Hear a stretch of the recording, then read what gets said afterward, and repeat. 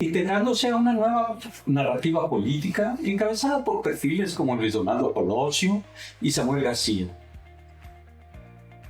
Y otra vez, ese cambio no fue menor, pues no es solo de un cambio de partido. Es el paso de una lógica tradicional de poder a una narrativa que intenta reposicionarse como alternativa ciudadana. Ya dentro de ese nuevo espacio, su rol evoluciona hacia la operación legislativa, como diputada local por Monterrey y posteriormente como coordinadora de la bancada del Movimiento Ciudadano en el Congreso de Nueva York. Asume una posición clave para la democracia del Estado, la de construir acuerdos con un entorno fragmentado. De ahí aparece otro rasgo de su perfil. No es una figura de confrontación, sino una figura de articulación, de acuerdos y de soluciones. Su discurso político insiste en conceptos como conciliación, diálogo y construcción de consensos en un Congreso marcado por tensiones políticas constantes. Y si bien todo eso ayuda en el contexto político, en donde su agenda tiene mayor claridad es en el tipo de causas que ella impulsa. A lo largo de su trabajo legislativo, ha promovido iniciativas vinculadas a la protección de la niñez, como el registro estatal de deudores alimentarios, aprobado por unanimidad, la tipificación y sanción de la violencia, enfocada a proteger menores y familias, y las reformas para garantizar la paridad de género en estructuras de poder. El reconocimiento constitucional de la violencia política de género. Es decir, su trabajo no se ha centrado en grandes narrativas ideológicas solamente, sino en la construcción progresiva de marcos legales sobre temas sociales específicos para la salud y la protección de nuestras familias. Y eso redefine su perfil, porque en un entorno en el que la política suele operar desde el conflicto, la trayectoria de Sandra Báñez se ha movido más cerca de la institucionalidad que de la ruptura. Sin embargo, esa misma característica plantea la pregunta central de esta conversación. ¿Es posible representar cambio dentro de las mismas estructuras que la ciudadanía ha dejado de creer? Y bueno, hoy, como participante de una de las bancadas más relevantes en Nuevo León, su papel ya no es solo legislar, es sostener una narrativa de credibilidad en un sistema que constantemente la pone en duda. Y esa tensión, más que cualquier cargo, es lo que hace relevante la historia de Sandra Báñez. Sandra, muchas gracias por estar aquí con nosotros, equipo. Bienvenida. Muchísimas gracias, Roberto. Un gusto ahora compartir este espacio contigo. Gracias. Nos conocemos de tiempo atrás y es un gusto saludarte. Gracias. Y te comento por qué creemos que es importante esta entrevista. Te decía, nuestro enfoque es tratar de encontrar alternativas que las personas que están empezando pueden verse reflejadas. Y sin duda, tu figura, tu trascendencia, tu paso en política ha creado toda una historia. Y quisiéramos aprender de ti, no solamente desde la plataforma en la que te encuentras ahorita, que sin duda todavía falta mucho camino por avanzar, pero estás en una plataforma que sumado en los años ha tenido éxitos, tanto ha tenido patrones, y quisiéramos entender qué motiva a Sandra Báñez a seguir avanzando en este entorno de tanto conflicto. Sí, digo, te lo agradezco mucho y sí es importante porque de pronto la política entendida así por la ciudadanía parece que es solamente confrontación. Sí. Casi nadie tiene una opinión positiva acerca de la política y eso es algo que tenemos que cambiar. Sí. Y es una obligación y una responsabilidad de nosotros que hacemos diariamente política y en este caso política partidista, en el ejercicio del poder, en el ejercicio de gobierno. Sí. Y sí creo que tenemos que cambiar ciertos ingredientes, hacerla más real, creo yo, más cercana a la gente, que participen más. Hay que abrir estos espacios también para que la ciudadanía participe, que se acerque, que sepa lo que hacemos. Y de ahí en adelante que también se convierta en una crítica muy constructiva para quienes hacemos este trabajo. Desde la Diputación puedo decirte que eso es lo que hemos tratado de hacer todo el tiempo. transformarla en algo más cercano para ellos. Yeah. ¿Cómo logras esa cercanía? Porque leyendo tu historia, el trabajo que has hecho en Congreso, sin duda, la actividad legislativa como tal se ha materializado en leyes. Así es. A favor de la gente. Así es. Muy poco lo sabemos. Sí. Y eso es ir al seno de las familias, construir desde lo más pequeño que existe, ¿no? Esta célula de la familia donde sabemos que puede luego exponenciar un problema mayor o puede ser lo mejor posible para una sociedad. Se puede construir todo desde allí. Y es una realidad, fíjate, cuando construíamos la iniciativa acerca de deudores alimentarios, no sabes la repercusión tan importante que tuvo. Parecía porque es como un tema muy callado hacia el interior de las familias. Es algo de lo que no se habla. Sí, y lo peor de todo es que a quienes ponemos en riesgo es a nuestras niñas, niños y adolescentes por una falta de responsabilidad. Y no quiero decir que de papá o mamá, sino de ambos en algún sentido, ¿no? Y la respuesta que tuvimos fue increíble. Porque es en el sentido de agradecer primero que hubiésemos tocado el tema, que estuviéramos resolviendo estos asuntos. Había personas que nos escribían y nos decían, mis hijos ya son mayores de edad, pero hubiera querido que esto existiera hace tiempo, porque era una situación muy crítica donde yo me tuve que hacer cargo de mis hijos sin el apoyo de su papá en este caso, en muchos de los casos. Entonces, creo que sí, esa es la parte donde sí transformamos la vida de los demás. Tocamos las fibras más sensibles y hablamos de los temas de los que casi nadie quiere hablar, ¿no? Porque hay un cierto tabú. Sí. Hay un cierto tabú, también el hecho de la violencia vicaria, la de por interpósita persona que hemos estado impulsando. ¿Cómo explicamos eso? Sí. Porque no deja de ser un término muy técnico. Así es un tema muy técnico, pero que al final de cuentas es cuando una relación de pareja se convierte en algo tan conflictivo que los hijos son utilizados para dañar a alguno de los dos.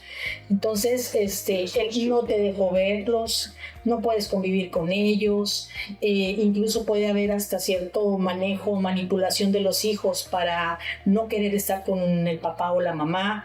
Entonces, le hacemos mucho daño a nuestras nuevas generaciones, ¿no? En ese sentido. Y no lo vemos. No lo vemos y parece que solamente son asuntos que se ven solamente de la puerta de la casa hacia adentro y ahí se quedan en silencio. Pero que en realidad es una situación que se refleja luego en el desarrollo de cualquier persona, de cualquier mamá o papá que vive esta situación. Pero al final también refleja pues una madurez, una intención de sociedad. Así es.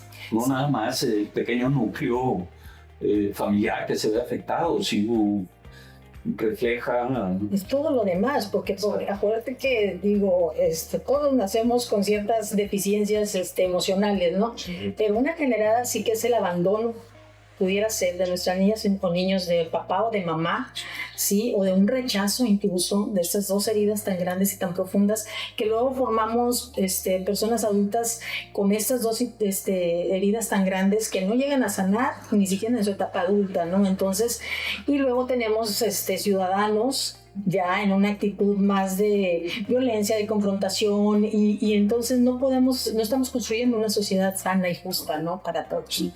Entonces, eso es lo que tratamos de ver en cada una de las iniciativas y sí nacen de esta realidad social que tenemos y luego plasmarla, llevarla al pleno del Congreso, cabildearla con los demás grupos legislativos, convencerlos de que es necesaria y es útil. Y como bien mencionaste, en el caso del registro de deudores alimentarios fue por unanimidad. Y te digo, la respuesta de la gente, de las familias, de los papás, de las mamás, sobre todo de las mamás, que obviamente está más señalado en ese sentido, fue muy importante. Entonces, en eso tendríamos que estar trabajando siempre. Definitivo. Pero es luego la parte política la que jala reflectores. Así es. Y supersede, ¿no? Cualquier otra cosa que se haga, aún y cuando tenga este nivel de importancia. Sí, porque en muchos de los casos, pues obviamente el conflicto, la confrontación, el pleito es lo que sobresale, ¿no? Es lo que llama la atención, los medios de comunicación también es lo que transmiten en muchos de sus momentos y no lo es todo. Yeah. Sí, la política para mí siempre ha sido como que la construcción permanente de acuerdos, siempre en un diálogo abierto, siempre que haya la oportunidad de hablar, de dialogar. siempre va a haber la oportunidad de alcanzar algo. Yo aprendí a entender la política con aquella definición de ser el arte de lo imposible. Así es. Corresponde a los políticos transformar el mundo. Exacto. Para bien, obvio. Digo, hay situaciones en otros países que luego están viviendo las de Caín por allá, pero es eso, ¿no? Buscar algo. Y todos esos cambios y todas esas búsquedas, pues al final demandan también cierta capacidad de la persona, ¿no? ¿Cómo enfrentas esos momentos? Porque sin duda muchos han de personalizar estos intercambios, ¿no? Sí, por supuesto. Fíjate que yo siempre también he mencionado, me lo digo a mí misma también, que las cosas no pueden ser consideradas como algo muy personal, aunque la política sí, en realidad es una forma de vida también. Yeah. Tiene que haber una congruencia entre lo que vas y es un reflejo de tus valores, ¿no? Exacto. Okay. O sea, lo mismo que yo defiendo hacia afuera lo tengo que defender hacia adentro en mi familia, con mis hijos, con mis círculos cercanos, etcétera. Pero entendiendo más bien qué motiva a la otra persona a actuar de determinada manera. Por ejemplo, pueden estar muy en contra de mí, de mi persona, pero a lo mejor no de mis propuestas. ¿Sí? Y entonces ahí es donde trato de hacer esa gran distinción. A lo mejor no te caigo muy bien, a lo mejor no vamos a ser grandes amigas o amigos, pero sí podemos avanzar en la construcción de acuerdos. Y entonces lo más valioso para mí en el servicio público es esto de aquí, ¿sí? Y no necesariamente esto. Y esto lo vas aprendiendo en el camino, ¿eh? O sea, no es que necesariamente de antemano lo sepas. Era un poco la pregunta que seguía de Sandra cuando empezaste a Sandra Oguista. ¿Qué ha cambiado? ¿Si bien tu estilo de hacer política o tu estilo de entender? Yo creo que la de hacer política en cuanto a mis ideales y mis principios, esa yo creo que la mantengo firme todavía. Y yo espero mantenerme siempre así. Sí. A pesar de que cuesta a veces trabajo sostenerlo, sí, pero de todas maneras allí. Pero hay que hacerlo. Así es. Lo que he aprendido es esta otra parte que te digo. Siempre crees que todo el mundo va a pensar como tú, ¿sí? Y que tiene que estar de acuerdo contigo. Pues no necesariamente. Y de todas maneras podemos ponernos de acuerdo. Sí. Y creo que eso ha venido sucediendo en muchas de las cosas que he tratado de construir. Sí, por eso yo siempre menciono siempre, mientras tenga yo la oportunidad de poder dialogar contigo, tengo la oportunidad de lograr un acuerdo positivo para todos. ¿Sí? Y ya después nos pondremos, si tú quieres, a discutir acerca de lo que tú piensas o lo que yo pienso sobre determinadas cosas. Pero sí sumar el esfuerzo en aquello que sí puedo encontrar esa coincidencia. Y trato de ver siempre esa de las demás personas. ¿En qué puedo coincidir? Hasta parece que me hago una pregunta interna, ¿no? De decir, ¿en qué sí puedo coincidir con esta persona que no me mantenga en una confrontación que en muchas de las veces existe? Ahora, entonces, tú has transitado en tu perfil político, has transitado en posiciones de autoridad, posiciones de liderazgo, y la confrontación que has tenido, que sin duda deben ser muchas, sustentar en tu escala de valores. ¿Desde cuándo los tuviste o cómo empezaste a construirlos? ¿Cómo siempre tuviste una claridad en tu persona? ¿Cómo fue? Sí, yo creo que hay situaciones irreductibles para todo, ¿no? En el caso de pensar o qué puedo permitir y qué no.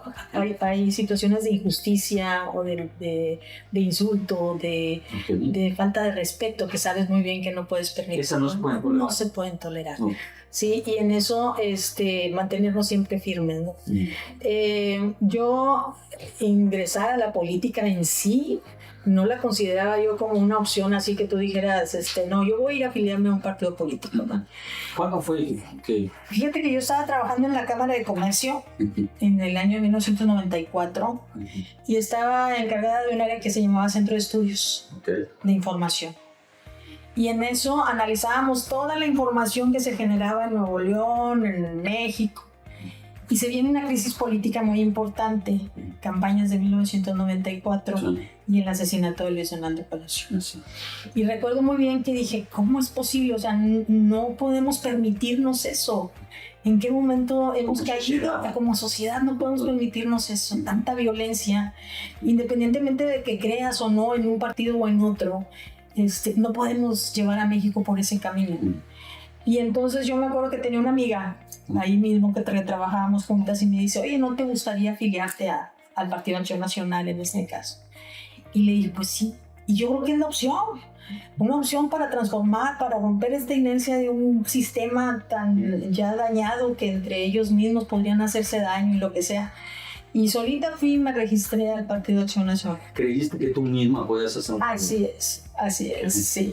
Sí, me sentía así como que voy a llegar y voy a transformar, ¿verdad? Pero bueno, en el camino te das cuenta que hay muchísimas otras formas de transformar. Claro, pero lo que pasa es que es seguido, y lo pregunto en ese sentido, porque seguido vemos luego personas que dicen, no voto porque mi voto no vale, pues no va a cambiar nada. Exacto. Pero es a partir de esa pequeña participación que tenemos que podemos hacer un cambio, porque es una suma de voluntades de muchas otras personas. Y entonces te registraste y encontraste eco en Encontré eco, empecé a participar mucho más, empecé a empaparme más de doctrina, de principios, de cosas en las que yo sentía que coincidía plenamente, y una participación activa, a tratar de convencer a otros, y así fue como ingresé. ¿Sí? Y luego ya estando ahí empecé a tomar posiciones un poco más de liderazgo, de reconocimiento acerca de lo que yo podía hacer al momento. ¿Eso fue como un producto de tu actividad inicial? O sea, la gente vio en ti alguien a quien seguir. Sí, fíjate que yo siento que entré con mucha libertad. Okay. Porque mi amiga que me invitó, pues éramos dos amigas simplemente. O sea, no había un padrino político que llega y te impulsa y te dice lo que hay que hacer y que dice, miren, les presento a tal o cual. Pues no, entonces por el camino largo. Por el camino largo. Sí. Llegué. Y de allí empecé a conocer en ese tiempo los líderes del partido, a Coco Cuandró, ¿verdad? Fernando Canales, Cana Fernández, etc. Y con ellos empecé yo a tener, yo creo que mucho del análisis de esta información que yo manejaba desde mi trabajo en la Cámara de Comercio, empecé a planteárselos a ellos. Esto es lo que está pasando. Y luego me pedían mucho, a ver, rueda de prensa, me decían, líneas discursivas para ruedas de prensa. Pues podemos decir y hacer esto y esto y esto y esto, y esto, y el seguimiento de la rueda de prensa. En un partido que era 100% opositor del sistema. Sí, entonces, pues yo ahí aprendí muchísimo también. Pero, a ver, una pregunta. Sí. Al escribir esas líneas discursivas, ¿alguien te dijo o tú levantaste la mano? ¿Tú dijiste, yo puedo con esto? Yo puedo con esto. Yo les dije, porque aparte, digo, mi profesión no es ser licenciada en comunicación, pero con este feeling que yo traía de escribir y de analizar la información de lo que estaba sucediendo y todo, fui un día y le llevé me acuerdo muy bien que a Coco Cuandró le dije, mire, aquí hay unas líneas discursivas que me imagino que le pueden servir para la rueda de prensa que va a tener unos minutos más. Se quedó leyendo. Porque a lo mejor tampoco era el método, ¿verdad? Y yo tenía un poco más de método en la forma de mi trabajo, ¿no? Entonces, pues les gustó el trabajo y de ahí empecé yo a abrirme camino, ¿sí? Poco a poco de reconocimiento hacia el interior, ¿no? Qué bien. Pero así fue mi inicio, ¿no? Pero era algo bien padre porque también había pues estos ideales que yo sentía una gran coincidencia con ellos, con todo lo que en verdad se promovía. Era una, como te digo, antes era una real oposición. Antes de unirse ya en este prianismo que actualmente existe, que pues yo lo observé muy bien de cómo fue evolucionando el PAN, de ser una real oposición, luego de ser gobierno también, mantenerse firme en su distinción con el otro partido importante que era el PRI, y luego después ya hacer un mimetismo total, ¿no? O sea, ya no había distinciones entre ellos.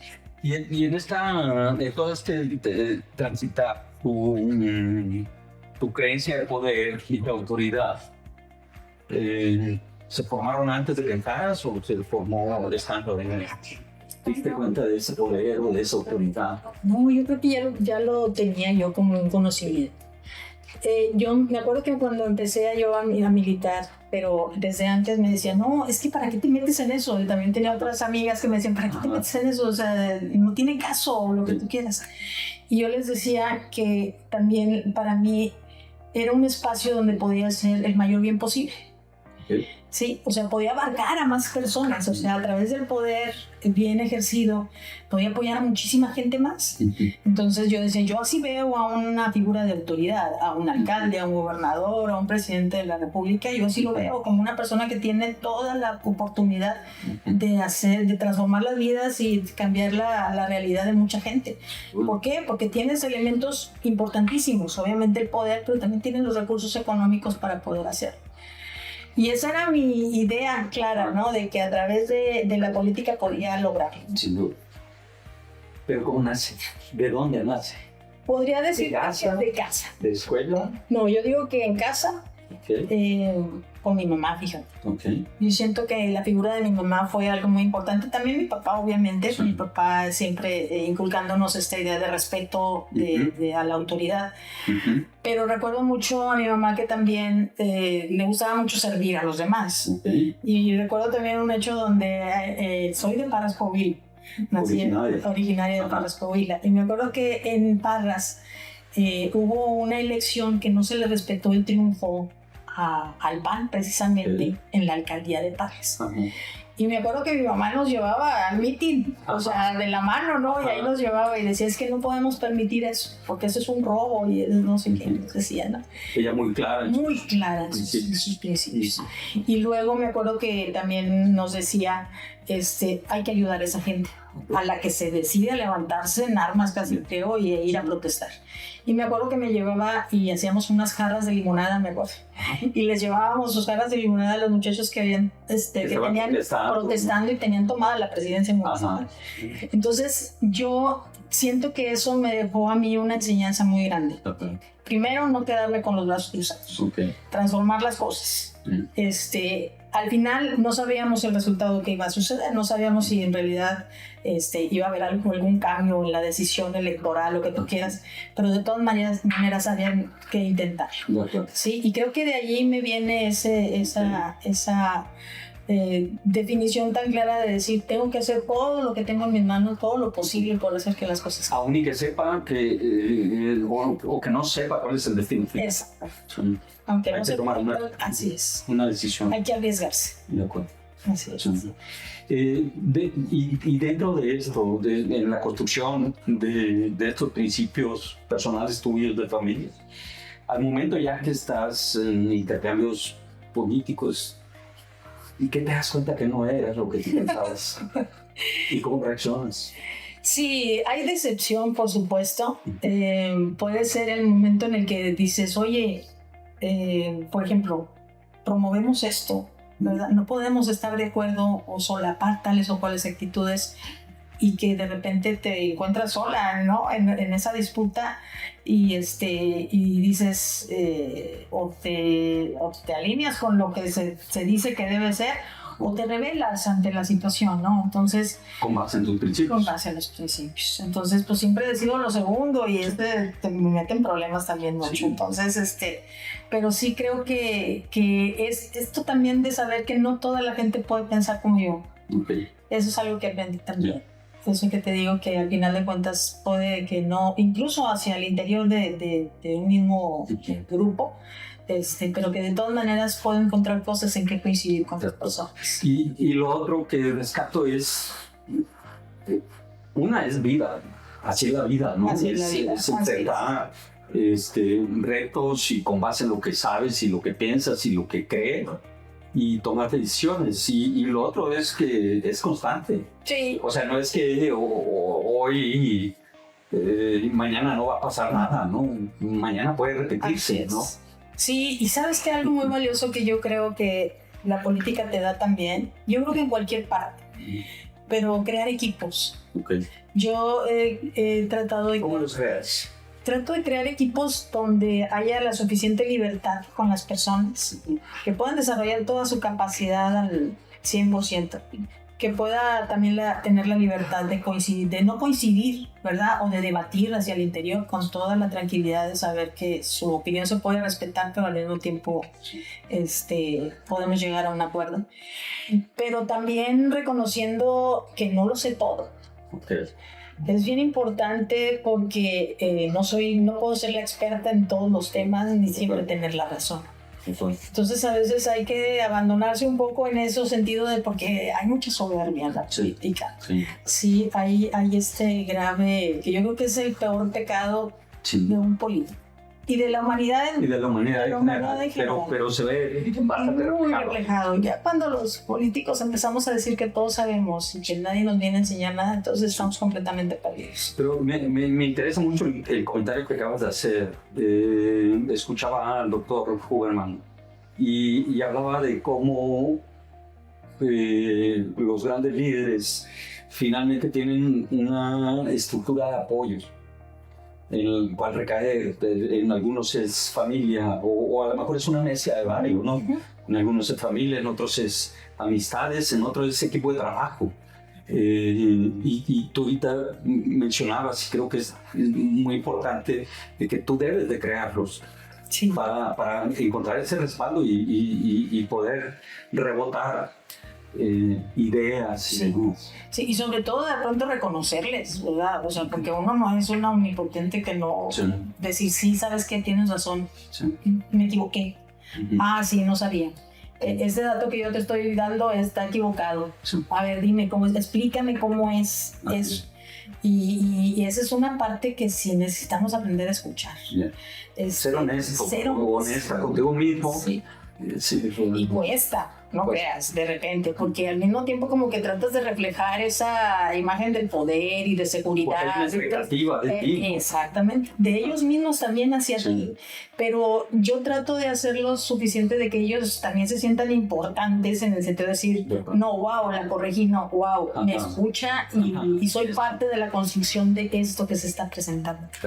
Hacerlos parte de todo lo que significa. Y este tema de expectativas que también nos afecta en muchos lados, digo, sí en la parte política, pero nos afecta en familia, nos afecta en amigos, nos afecta en cualquier tipo de trabajo, ¿no? Que luego pensamos que se espera algo de nosotros y tenemos la capacidad de crear el peor escenario. Exacto. Y no nos damos cuenta que tenemos también la capacidad de crear el mejor escenario. Y ese mejor escenario está en la construcción de todas estas redes de apoyo. Exactamente. Sí, por ejemplo, también digo, mis hijos. Tengo 3 hijos. 3. Sí, 3 varones. ¿Políticos? Hombres, no. Pero mira, bien interesados en política, porque me pasa mucho de que llego a la casa y me dicen, mamá, ¿qué pasó? Cuéntanos, explícame qué está pasando con este tema. Y ahorita con todo lo que traemos en el centro de Monterrey, que si la rotonda de Pino Suárez, y que sí, el arco de la Independencia, y que si la jardinera que quitaron, y que no sé qué, que parecen situaciones y que ellos se asombran y dicen, mamá, ¿cómo es posible que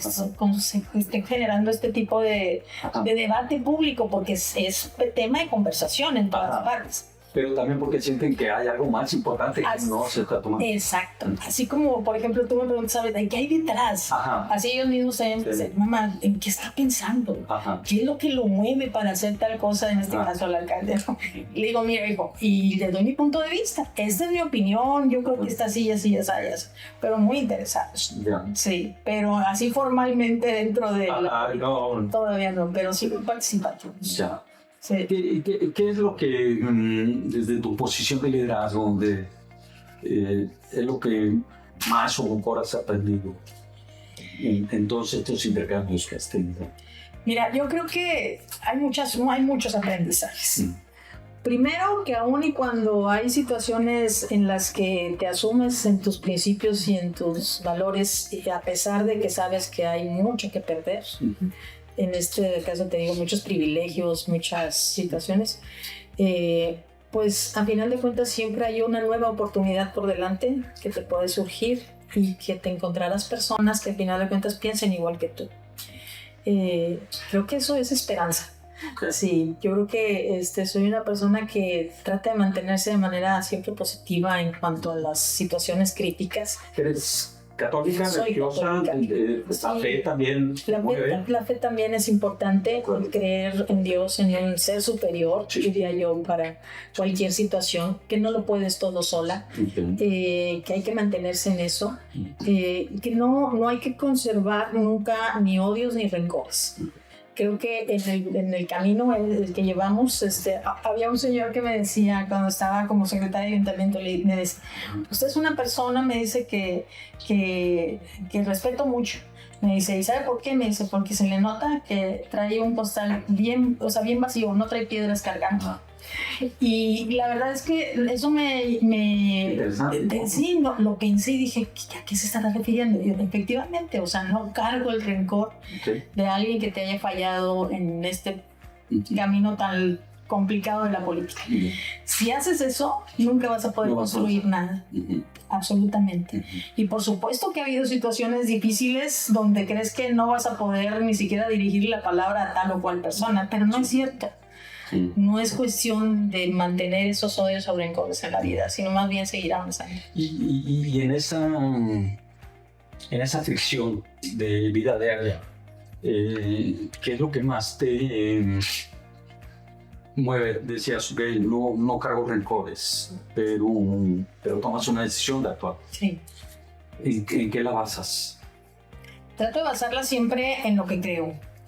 Sí, por ejemplo, como bien mencionaste, ¿no? Yo tomé la decisión de renunciar al Partido Acción Nacional cuando me di cuenta que ya no había ninguna coincidencia con lo que yo en aquel 1994 que me afilié al partido, había esa motivación para seguir trabajando y haciendo ¿Y cuándo fue que renunciaste? Renuncié en el 2017. Sí, fueron 23 años de militancia. Y fue un momento complicado, duro, difícil. Era una decisión entre... Y de muchos ataques. Sí, de muchos señalamientos, de muchos críticas que había que pues, soportarlas en ese momento, ¿no? Y como bien dices, tratar de, ahora sí que elegir con qué quedarme y con qué no. Pero siempre muy, pues con una mentalidad muy fuerte de decir, ya no tengo más que hacer allí. O sea, mi camino ya terminó, o sea, mi espacio que había podido construir hacia el interior del PAN ya no existe. Y eso es lo más difícil, ¿verdad? De reconocer que en realidad, o sea, cortar ahora sí esa parte de lo que en algún momento me motivó para seguir participando en política, pues ya no está. Pero por otro lado, supondría yo que también es lo más fácil si te basas en lo tuyo, en tus valores, en tus principios, en lo que crees. Sí, sobre todo porque luego dices, bueno, ¿y ahora qué? Esa es la pregunta que a veces nos hacemos. Exacto. En algún momento cuando... ¿Qué sigue? ¿Qué sigue? Sí. ¿Y qué sigue? Pero fíjate que te voy a decir una cosa, si me lo hubiera preguntado primero, ¿qué sigue? Y luego decidir, ¿me quedo o me voy? Hubiera sido muy complicado. Por eso es mejor decidir me quedo o me voy y luego después pensar en lo que sigue, porque seguramente algo bueno puede suceder. Qué interesante, sí. Porque luego en miles de circunstancias, en miles de personas, vivimos una situación similar. No igual, no en política, a lo mejor en arquitectura, a lo mejor en ingeniería, a lo mejor en comercio. Y hay que tomar una decisión y pensar en un futuro. Pues otra vez creamos toda esta historia de penuria, de dificultades. Así es. Cuando lo que hay que hacer es decidir al interior. Exacto. Sí, porque de otra manera no te decides hacerlo. No puede. Porque obviamente siempre va a haber muchas necesidades económicas. Sabes bien que te vas a quedar sin empleo. Sí. Sabes bien que se van a cerrar muchas puertas. Sí. Y lo constatas, o sea, la primera... ¿Y cómo regresas a tu familia? Sí. ¿Sientes que les quedaste mal? Sí, y si fue equivocada la decisión, si puede considerarse un fracaso, miedo al fracaso, ¿verdad? Que de repente nos llega, pero no, es mejor no pensar en y al final, ¿qué fue la decisión? No, pues la mejor decisión. Fue una decisión que, aunque dolió muchísimo en su momento, aunque fue difícil, a final de cuentas creo que fue la mejor decisión que pude tomar. ¿Por qué? Porque a final de cuentas rompí con esa inercia que probablemente me hubiera envuelto en todo lo que hoy conocen como PRI-PAN, y me hubiera quitado esta libertad que hoy tengo de poder participar, de poder construir, de poder tomar liderazgo en muchas de las decisiones, y seguir haciendo lo que me gusta, ¿no? ¿Y cómo transmites eso a la gente a la que sirves o representas? ¿Cómo lo haces? Pues mira, yo trato de ser muy transparente con la gente, acercarme, platicar, dialogar. Si puedo ayudarlo, ayudo a la gente. O sea, siempre encontrar el camino correcto para que podamos encontrar la oportunidad de ayudar a los demás. Siempre busco eso. Y de seguir construyendo acuerdos. Ser una persona confiable, creo que de repente también es un valor muy importante, sobre todo en la política. Respetar mi palabra, a lo que me comprometo lo cumplo. Cuando no estoy de acuerdo también lo digo. No estoy de acuerdo con tal o cual cosa porque no es así, y también lo expreso, lo digo, lo dejo bien claro sobre la mesa, porque creo que estos dobles discursos o estas situaciones donde no cumples con tu palabra, creo que tiene un costo muy alto. Primero, en lo personal, nadie más va a querer confiar en ti, nadie más va a poder depositar en ti su confianza. Sí, porque al final estás traicionando eso, traicionando la confianza. Exacto. Y hay un dicho por ahí que al traidor ya no le busques más. No, lo que es será. Exacto, y si traicionas. Y esto me llevaría a preguntarte, ¿dónde te sientes más a gusto? ¿En los pasillos de negociación o en las caminatas que haces en Distrito C? Distrito C, aquí donde estamos. Sí, yo creo que son los dos, fíjate. Los dos. Sí, en los pasillos de negociación me gusta mucho cuando estamos en mesa de negociación, platicando con todos, analizando. Analizo mucho, no sé. Trato de incluso, como bien mencionas, que hay detrás de cada una de las cosas que plantean sobre la mesa. Hay un interés. Sí, poder identificar el interés de la otra persona para saber si es posible alcanzar una negociación o de plano, ahora sí como en una mesa de póker, ¿no? También quién está bloqueando. Exacto. Quién en realidad sí tiene el as debajo de la manga, y eso me encanta. Me encanta poder estar en el diálogo con los demás coordinadores de grupos legislativos. Pero también salir a la calle es muy bonito, muy enriquecedor. Te encuentras a la gente que todavía tiene la confianza de recibirte, abrazarte, decirte qué bueno que vino. Mucha gente me dice, ay, la vi en la tele, me dicen así. Y yo, esa es una expectativa, como tú mencionabas, sobre lo que la gente ya percibe de ti, y que de repente te ven en persona y dicen, oiga, confirmo la expectativa que tenía de usted. Y luego después recoger esa petición, saber qué es exactamente lo que necesita la gente y dar una respuesta rápida, lo más pronto posible. No postergar el porque luchas luego contra una burocracia. Sí, es muy importante. La gente cuando ve a un diputado piensa que puede apoyar todo, y también está limitada la capacidad, es más bien la capacidad de negociación que puedas luego tener para solicitar. Sí, esa labor de gestión, porque bien es cierto que si me piden cualquier cosa que le corresponda al municipio, pues vamos a batallar un poquito más, pero habrá otras situaciones en las que sí podemos entrar de lleno a tratar de tocarlas, ¿no? Sabes que hace muchos años, creo que era Pepe Treviño, era candidato a diputado del Distrito 1 Federal, que antes era designado para los empresarios, supuestamente. Y recuerdo que me empecé con él, mis primeras actividades de trabajo electoral. Y entonces, en las reuniones que hacíamos de vecino, le pedían que arreglara el foquito, que la pavimentación. Y yo decía, pero es diputado federal, entonces voy a la Constitución, escribo, todavía máquina, las obligaciones del diputado, y voy con Pepe y le digo, Pepe, ¿qué te parece si repartimos esto para que te pidan? Y decía él, sí, claro, pero luego me di cuenta que el del error era yo, porque no podemos limitar tampoco a la gente que te pida lo que necesita. Exacto. O sea, no es capricho, no es vocación, no, es yo estoy necesitando esto tú llegas siendo diputado federal o local, pero estás representando el gobierno, ¿no? Entonces... Sí, fíjate que yo siempre digo que no le puedes decir a la gente, no me toca. Ya. Porque son las principales peticiones que te dicen, Sí. El alumbrado público, la seguridad, la basura, Sí.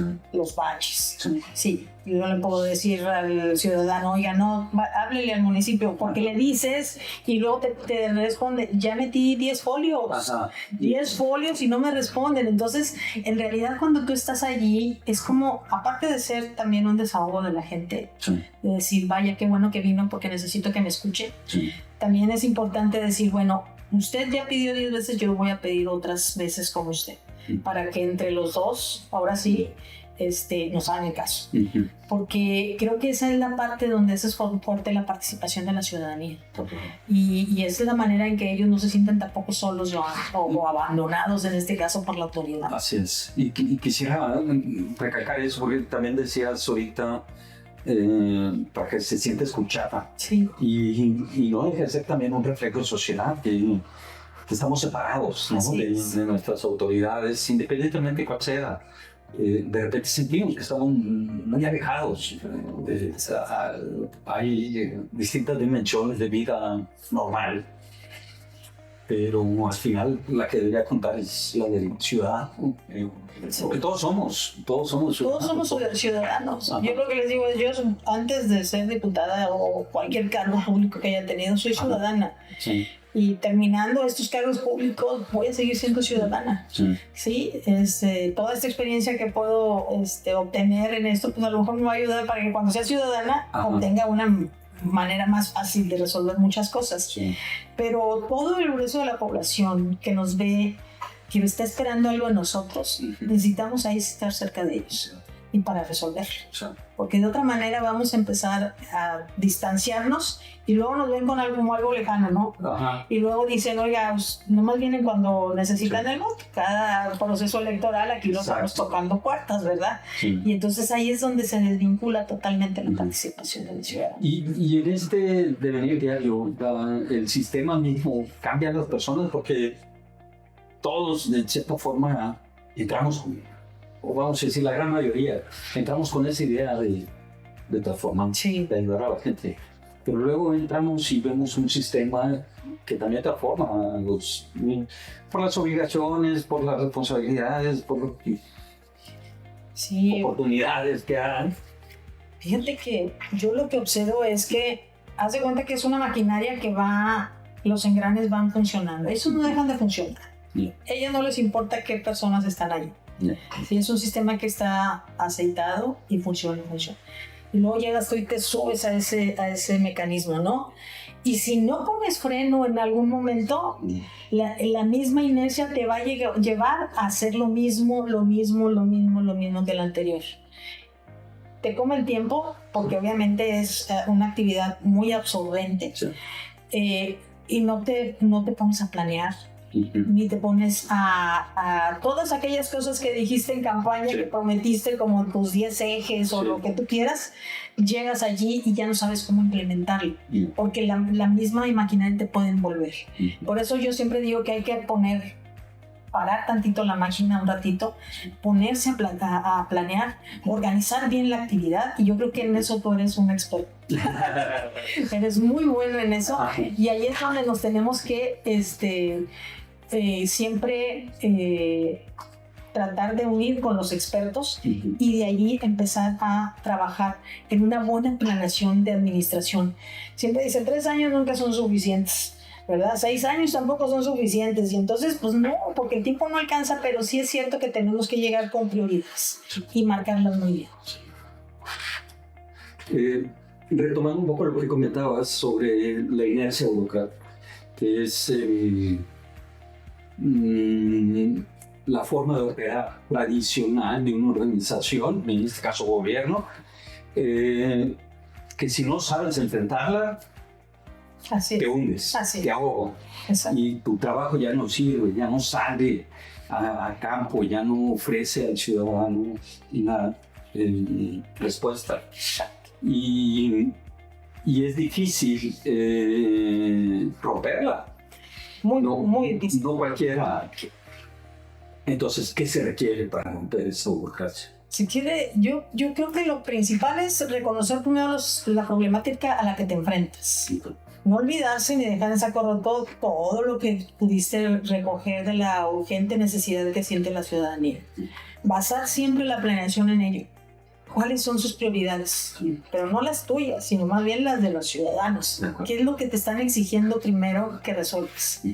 Y luego de ahí en adelante se hace una buena planeación. Adentrarte. ¿Cuál es el área? ¿Quién lo tiene que hacer? ¿Y cómo es el resultado que esperamos? Porque de otra manera vas a venir a hacer lo mismo que los demás, ¿sí? Y la gente va a volver a decepcionarse del ejercicio del poder. Y no podemos permitirnos eso ya, porque la ciudadanía está cansada de que vayas, los escuches, les prometas cosas y al final de cuentas llegas a esa posición y llegas a hacer lo mismo que hacen los demás. Entonces, esa es la manera en que podemos y tenemos que lograr la transformación de los gobiernos, pero también traducirlo en resultados hacia la ciudadanía. Definitivamente. Y hay, digamos, también un bloqueo automático. No sé si sea la palabra correcta, bloqueo, pero hay una situación en la que luego llega uno como funcionario y la lealtad o la responsabilidad va sobre el de arriba y nos olvidamos que es más bien el de afuera, a que le debemos todo, ¿no? En la época electoral luego reclamamos como sociedad que apenas la mitad sale a votar, pero también la otra mitad pues se refleja a lo mejor de esa decepción, ¿no? Y esa frustración y enojo. Así es. Y el no ir a votar ya es un voto, ya es una expresión de un estado de ánimo y deberíamos buscar cambiarlo. Exacto. No tanto obligarlos, pero sí convencerlos con trabajo, con resultados, con integración. Y al principio de la entrevista hablabas de cómo hacer más cercano y sin duda es difícil, sí, ¿no? Porque nada más hay 24 horas. Sí. No hay más en el día. Sí. Fíjate que en el Congreso, por ejemplo, también hemos optado mucho por promover lo que son las iniciativas ciudadanas. ¿Cómo se fue? Aquella idea, por ejemplo, todos podemos tener ideas de cómo cambiar las cosas, sobre todo los jóvenes. Sí. Los jóvenes son muy dados a decir, ¿por qué? Hay cuestionamiento, ¿no? Sí. ¿Por qué suceden estas cosas? ¿Por qué no lo hacen mejor de tal o cual manera? Y entonces muchos jóvenes me buscan, se acercan conmigo y me dicen, oye, es que tengo una iniciativa. ¿Qué quieres hacer? ¿Qué quieres cambiar? ¿Qué artículo? ¿Qué ley? Lo que tú quieres. Y luego yo lo acerco con mis abogados, con los asesores que están en el Congreso. A ver, platica con él. Plantea a ver si es posible tu idea, porque acuérdate que tenemos que respetar el marco normativo, ¿verdad? Nada por arriba de la Constitución, etcétera, etcétera. Y entonces les ayudamos incluso a generar iniciativas, ¿sí? Y luego las presentamos juntos, porque Nuevo León tiene esa oportunidad de presentar iniciativas ciudadanas. ¿Otros estados no lo tienen? Otros estados no.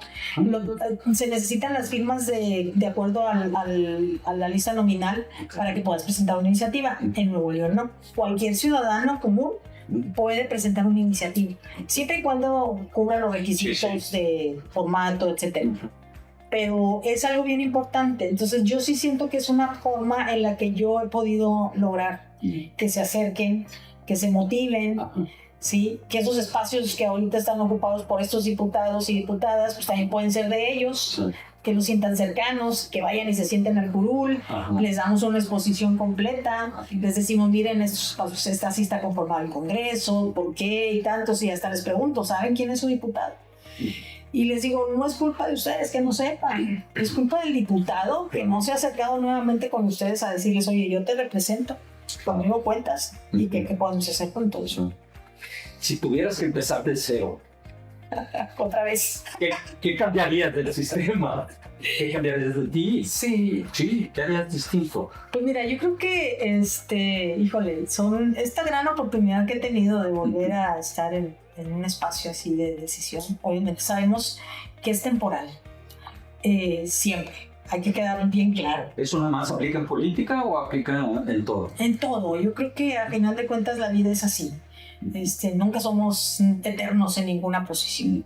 Y en la política muchísimo más, ¿verdad? Los cargos duran cierto tiempo, 3 años, te puedes reelegir, pero de todas maneras son 3 años del cargo público. Y bueno, y hay que reinventarnos, siempre. Hay que volver a pensar. Pero yo siempre digo, incluso es un consejo que les doy mucho a los jóvenes cuando platico con ellos, es que siempre volvamos al origen. Aquello que me motivó por primera ocasión para participar en política es lo mismo que yo empiezo a replantearme en esta nueva realidad. Y me doy cuenta de que en realidad no ha cambiado. Sí, o sea, puedo ser una persona distinta en cuanto a mi madurez y todo esto, pero eso que me motivó en aquel momento a participar, me lo vuelvo a presentar, lo vuelvo a analizar, lo vuelvo a ver desde otra perspectiva y sí observo que quería cambiar las cosas, quería transformarlas, quería terminar con la corrupción, con los sistemas. ¿Y sigues queriendo todo? Sigo queriendo. ¿Cada cuándo haces ese proceso de reflexión? Pues yo creo que cada proceso electoral, incluso a veces digo, no, ya, o sea, incluso yo mismo me digo, a lo mejor ya este es el último, ya no voy a participar. Pero seguramente te lo estás diciendo. En varias ocasiones, ¿verdad? Pero sí me lo replanteo así. Voy a ir nuevamente con los ciudadanos a tocar su puerta. ¿Y será eso lo que te reenciende? Sí. ¿Sí? Sí. Eso es lo que me vuelve a activar en cuanto a los motivos que tengo para estar aquí. Y entonces, ¿qué le dirías a Sandra Paman del 94 si la vieras ahorita? Si la viera ahorita le diría que tomó una muy buena decisión, que su ímpetu y su energía de aquel momento sigue presente actualmente. Y que tenemos la oportunidad que ya hemos tenido la oportunidad de hacer muchas cosas importantes, no para mí, sino para otras personas, y que podemos seguirlo haciendo. ¿Cuál sería tu mayor satisfacción hasta ahorita en la política?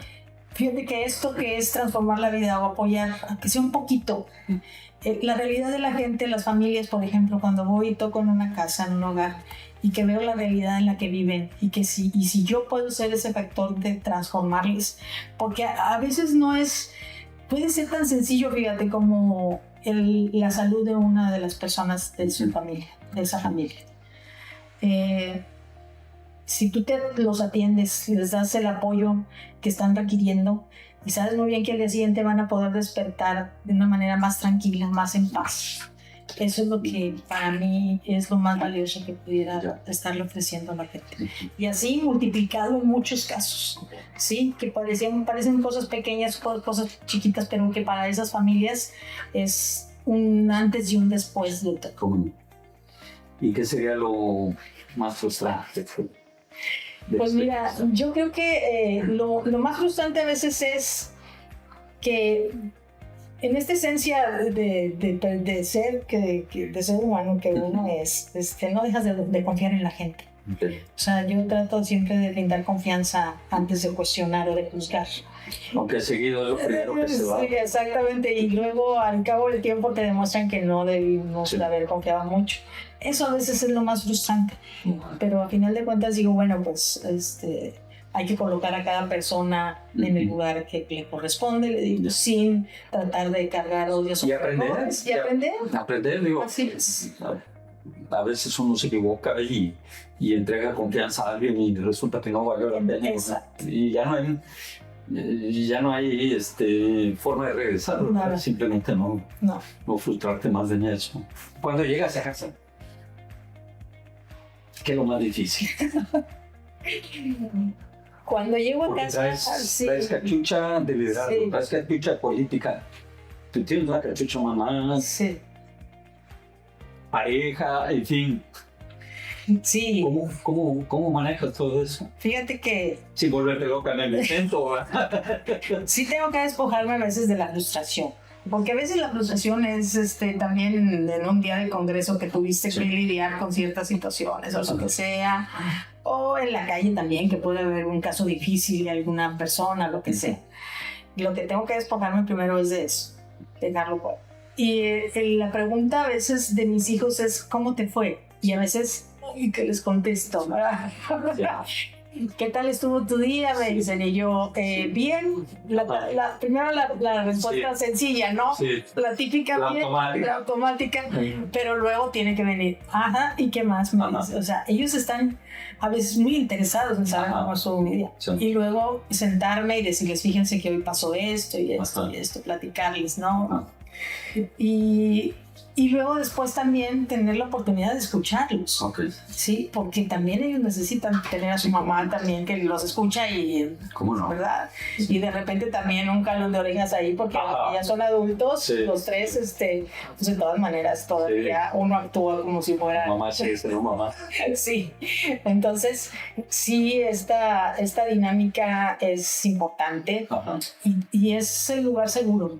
Yo siempre les digo que la casa siempre tiene que ser el lugar seguro para todos, ¿verdad? Donde haya confianza, donde nos podamos hablar de todo, donde no haya ningún secreto que podamos decir que nos lastime, ¿sí? O que alguien se sienta excluido ahí. No, aquí es el lugar más seguro en el que puedas estar. Y así trato de construir, ¿verdad? Y entonces, sí, es una dinámica interesante. Y fíjate, eso me lleva a una pregunta que discutimos en equipo. La pregunta es, ¿cuál es el tipo de liderazgo que falta en Nuevo León?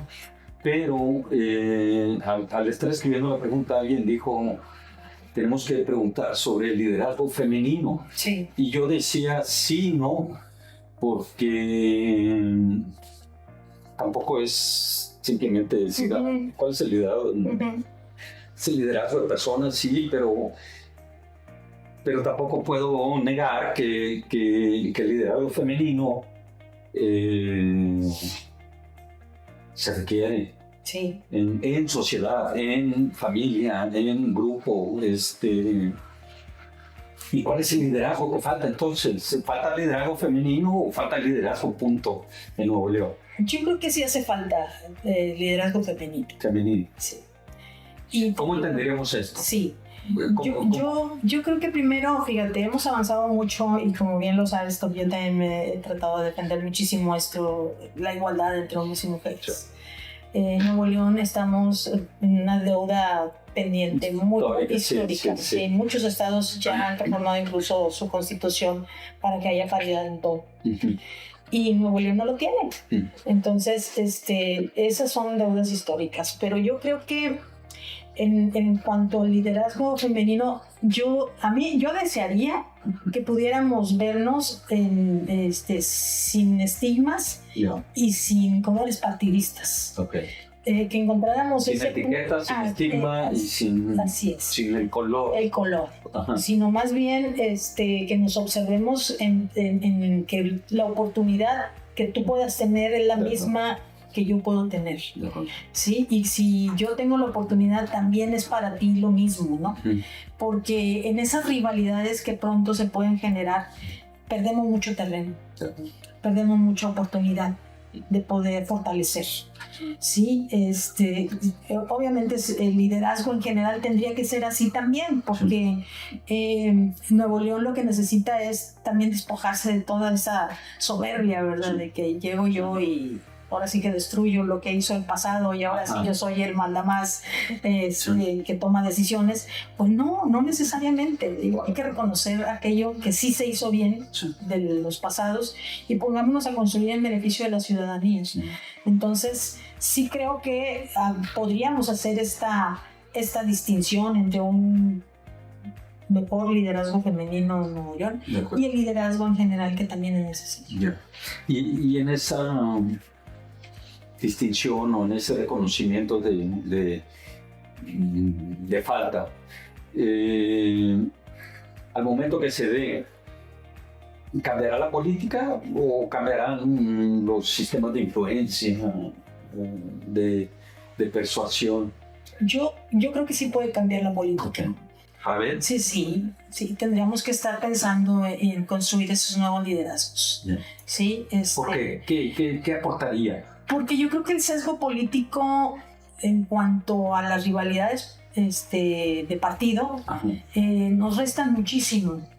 Es decir, anteponemos el interés de los partidos políticos en lugar del beneficio de la ciudadanía. Sin duda. Y entonces ahí es donde nos topamos nuevamente y dejamos de ver lo que puede transformar a la sociedad. Sí, algo que iba muy bien y de repente se detiene totalmente, ¿no? O lo haces pensando solamente por un proceso electoral siguiente, no necesariamente porque sea lo mejor para la sociedad. Entonces sí creo que tenemos que fortalecer ese mejor liderazgo que nos ayude a que a Nuevo León le vaya todavía mejor de lo que pudiera estar leyendo ahorita. Cuando tú te vas hacia el pasado y podríamos reconocer gobernantes que tuvieron esa visión, sí, un Martínez Domínguez que con todo lo que se le cuestionaba de un autoritarismo y un estilo de gobernar muy impositivo, hizo cosas importantes y muy buenas para Nuevo León. Y yo creo que marcó ahora sí que una época moderna para el Estado. Sí. Y luego venimos recorriendo el espacio y te vienes analizando qué aportó cada gobernador en toda esa época, y aún y con sus errores y sus fallas y todo, algo dejaron para el Estado. Bueno, eso es lo que hay que valorar, pero no detenernos, porque siempre hay esa fricción o esa diferencia entre lo político y lo que verdaderamente influye para la ciudadanía. Te voy a decir, nos pasa mucho ahorita en el Congreso. O sea, no aprobar un presupuesto del gobierno del Estado porque no le quieres aprobar financiamiento, porque quieres que no termine sus obras del metro. Entonces eso es una visión muy estrecha, muy nociva para la sociedad de Nuevo León. Y del otro lado del binomio, ¿cómo ves al ciudadano neolonés? ¿Más exigente? ¿Más ausente? Yo lo veo más exigente. Okay. Sí, ha tenido que pasar procesos muy duros. Por ejemplo, esta transformación del transporte público en Nuevo León ha sido muy dura para los ciudadanos. ¿Sí? Todos deseamos que podamos solucionar la situación que vivimos. El medio ambiente. Sí, pero yo los veo más participativos y más exigentes en cuanto a tienes que resolver esto y también quiero que resuelvas acá. Y yo espero mantenernos así, independientemente de quién sea quien gobierne. Sí, y que darle respuesta a eso, valernos de eso para seguir trabajando en el servicio público, no pensando solamente en satisfacer o darle gusto al gobernante en turno. Y luego vemos situaciones como la reciente, que se hace un diagnóstico, se hace una investigación y resulta que la cantidad de plomo en los chiquillos, ¿qué haces? Sí. Como gobierno, o desde Congreso, sí. ¿Qué es lo que les preocuparía para atender este caso? Fíjate que es muy preocupante, pero te voy a decir una cosa. Hay competencias, ¿verdad? La competencia federal, la competencia del Estado y los municipios. Aquí es una competencia federal, porque las empresas que están contaminando de esta manera tienen un nivel de inversión y de tamaño de empresa que son regidos por normas federales. Sí, y no se están aplicando estas normas federales. Todavía estamos a la espera del famoso catálogo de inversión técnica y todo eso que tiene que estar la UNAM para Nuevo León. Es decir, vamos muy atrasados en este planteamiento. Obviamente el gobierno del Estado también tiene facultades para poder sancionar, pero no llegan a ese nivel. Las empresas que están generando este tipo de contaminación tienen que ser sancionadas a nivel federal. Entonces, ahí es donde el Congreso del Estado, pues sí, como representantes tenemos que entrar y tenemos que exigir, sí, que estas empresas y que se frene y que los cuidados y que los mecanismos que tienen sean todavía más modernizados para que eviten este tipo de contaminación, ¿no? Pero esa es una situación que sabemos que le interesa mucho a los ciudadanos. Claro. Sí, estamos preocupados por lo que estamos respirando. Como persona, como papá, como mamá. Así es. ¿Qué está pasando? O sea, porque el papá de un niño afectado, de una niña, pues le va a importar pito, si es federal, pues, ¿qué están? Exactamente. Entonces, sí tenemos que hacer esta exigencia para que se pueda resolver. Sí, y ya estamos por terminar, Sandra, y te agradezco mucho tu tiempo y tu atención. Y normalmente terminamos con una pregunta, dos preguntas, viendo hacia adelante. Y la primera es, si dentro de 10 años, 20, alguien estudia tu vida, ¿qué se diría de ti? Ay, qué preguntas tan complicadas. A veces es complicado hablar de uno mismo. Sin duda. Sí. Pues me gustaría que pudieran decir que al menos en el servicio público traté de hacer de la política una política más humana, ¿sí? Más al servicio de la gente. Un Monterrey más humano. ¿Sientes que lo has logrado? En algunos sentidos sí. Todavía falta. Todavía falta.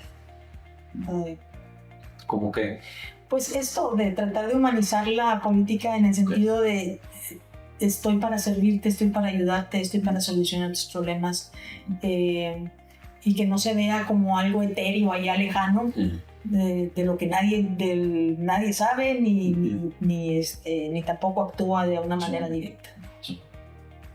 Y la última pregunta sería, ¿qué mensaje le dejarías a la audiencia de ThinkVox hacia el futuro?